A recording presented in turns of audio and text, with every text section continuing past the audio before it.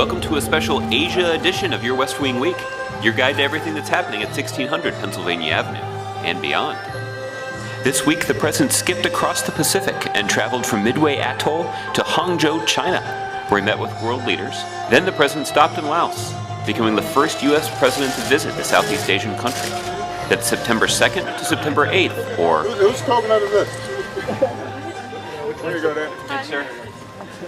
On Thursday, the president departed Midway Atoll, which now sits in the middle of the biggest protected marine area in the world, thanks to the president's conservation efforts.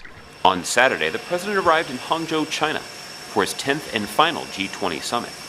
While in China, he met with world leaders including Theresa May, the new Prime Minister of the United Kingdom. Together, we reaffirm the very special relationship between the United States and the United Kingdom. And President Erdogan of Turkey.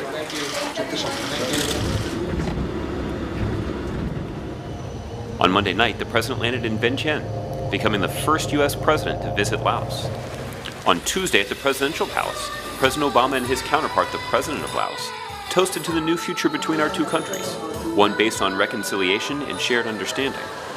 Later, President Obama had an opportunity to speak directly to the people of Laos. Our two governments will continue to have differences.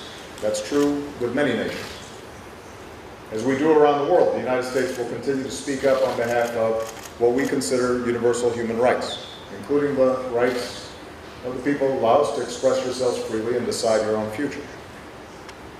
Yet even as our governments deal candidly with our differences, I believe, as we have shown from Cuba to Burma to Vietnam, the best way to deliver progress for all of our peoples is by closer cooperation between our countries. On Wednesday, the president started his day at a rehabilitation center for survivors of unexploded ordnance, remnants of the U.S. bombing campaign in Laos during the Vietnam War. There, the president met with survivors and workers who clear unexploded bombs that, to this day, kill innocent people in Laos.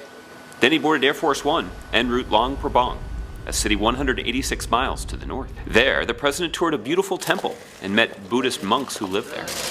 And then he stopped by a local street for some shopping. After enjoying some local flavor, he took questions from young people who are part of his Young Southeast Asian Leaders initiative. Then it was back to Vientiane, where he attended a gala dinner hosted by ASEAN, a conference of Southeast Asian leaders. The next day, the president attended ASEAN meetings and the East Asia Summit before meeting with Prime Minister Modi of India. Modi always looks so good, I want to make that. No. Then the president held a news conference. Good afternoon, everybody.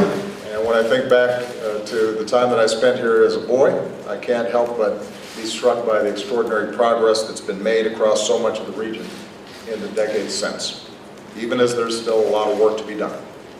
And so it means a great deal to me, not only as president, but also personally, that over the past 8 years, we've increased cooperation between ASEAN countries and the United States.